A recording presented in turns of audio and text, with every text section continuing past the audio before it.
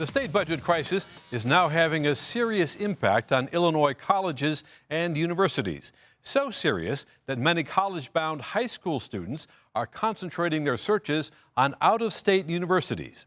We visited one suburban high school to see how that dilemma is impacting students.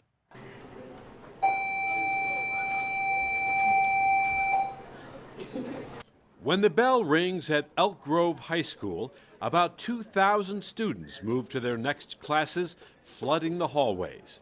Among them is 17-year-old Evan Hatfield, a senior.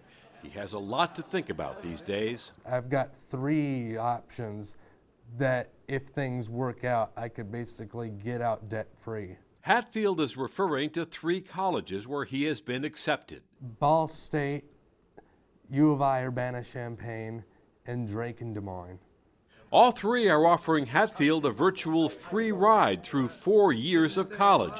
He would like to attend the University of Illinois, but he is worried about their offer. We're worried that the scholarship money might eventually go down the drain if this budget crisis keeps going, because we don't know how long it's going to go for. Everyone thought it would be over, and yet 10 months later, here we are. Indeed, here we are. For 9 months, Illinois has been operating without a budget as the political stalemate between Governor Rauner and House Speaker Mike Madigan drags on. Nobody's willing to compromise, and that really, really gets me. Hatfield and thousands of other students like him have to make a decision by May 1st about which college they will attend in the fall. Helping students make those decisions is Elk Grove High School guidance counselor Paul Genovese. We're advising students to have a variety of schools to apply to. So included in their list of schools, some Illinois public schools, some out-of-state public schools. Genovese has been advising college-bound students for 16 years in the state's second largest high school district. More concerning is the parents that have current kids in college that are juniors or seniors, and their fear of a school closing and not being able to get their child to get awarded their bachelor degree. Madeline Dubeck with the government watchdog group Reboot Illinois goes a step further. She says the budget impasse in Springfield hurts not only students, but puts the entire public university system at risk. You're hurting all of the support staff who work at those schools. You're hurting all of the professors who work at those schools. You're hurting the ability to recruit. Some university presidents have told Illinois lawmakers that their schools will need to make drastic cutbacks if funding is not reinstated soon. Some universities are stepping up recruitment efforts and even reducing tuition to attract more students. The president of Northeastern Illinois University sent a note to potential students reassuring them that they could count on the college to provide an exceptional environment for learning. If it hadn't been for this budget crisis, I probably would have committed to U of I before all those other scholarship offers came in.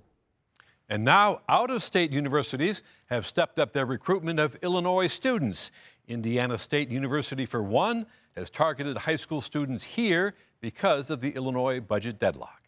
Now here's Robin with more on this and other trending stories. Robin? Thanks, Chris. Tonight we are joined by Amara Inya, public policy consultant, Michael Coolidge, host of the syndicated radio talk show, The Michael Coolidge Show, and Marianne Ahern, political reporter for NBC5 Chicago. Welcome. Thank you all for being here. You saw that story. High school counselors actually telling students you better think about going out of state because we're not sure. Is our brand in terms of higher education being tarnished here, Marianne? Is this something that's in the top of conversation? Absolutely, yes. Isn't this concerning? I mean, it's far beyond Chicago State, which is so concerning of what's going to happen there. They're closing school early this semester. And then now students trying to figure out what to do. It's going to be a brain drain on the state if students leave here to head to other places where they're assured that they will receive the money they've been told they're going to get. What, Michael, you think? Is this as serious as are we making a big deal of nothing? It is. I mean, the budget impasse is a real thing, and it's affecting a lot of the state.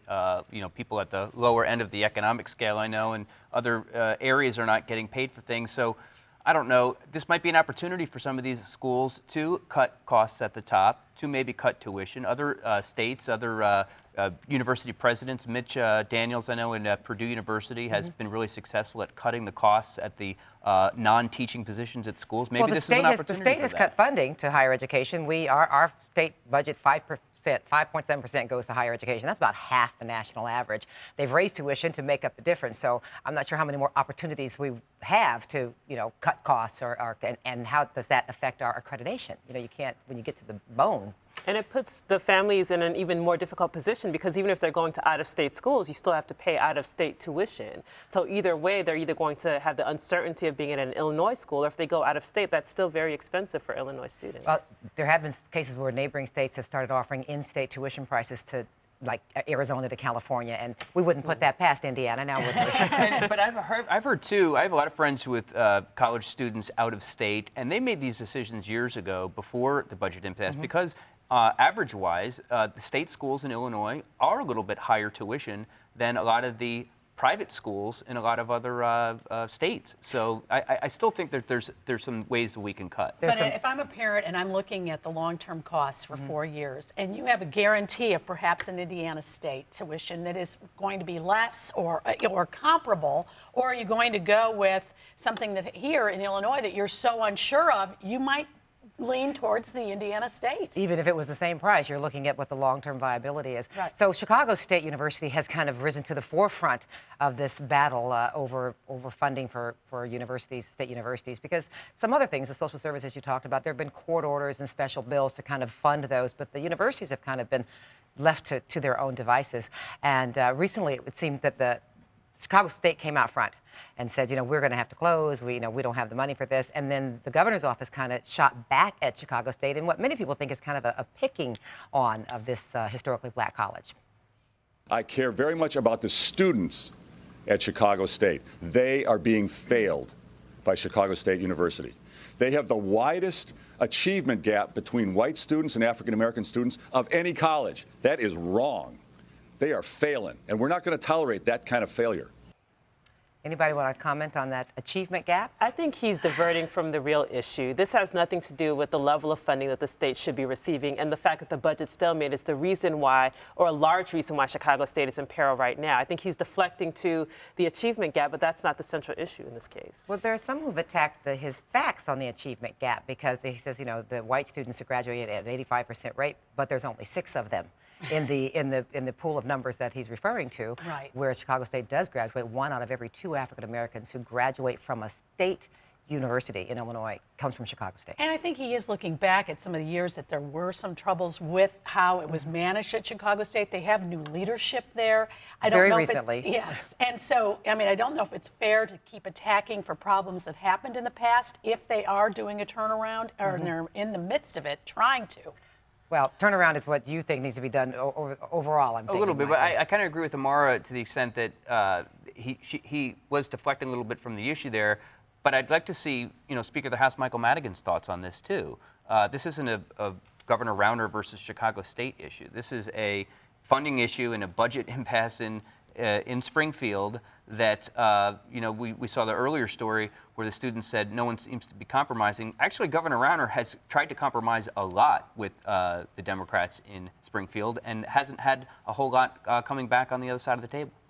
For example, just what's he willing to give? We'd love to help him He's negotiate. actually said that he would consider raising taxes, which would not be liked by a lot of people in Illinois, if Speaker Madigan would perhaps do tort reform, perhaps do some workers' comp reform. Some of the things that he ran on compromises that way, and they've been completely silent, the Speaker of the House and the President of the Senate for that Some matter. of those are pretty unrealistic, though. Wouldn't you agree? I get it that he's saying, yes, I'm willing to give you this, but I want my laundry list of 3 or 4 things. Even some of them. But they're not small things. When you talk about workers' comp reform, and many argue that workers' comp reform is already in place and has shown results in Illinois, and many people say read union busting. They translate that to that. But the idea behind that is you would attract more businesses, which would mean more jobs, which would mean more taxpayers paying revenue to the state, and not having to raise taxes to make that happen. Do you think that the voters of Illinois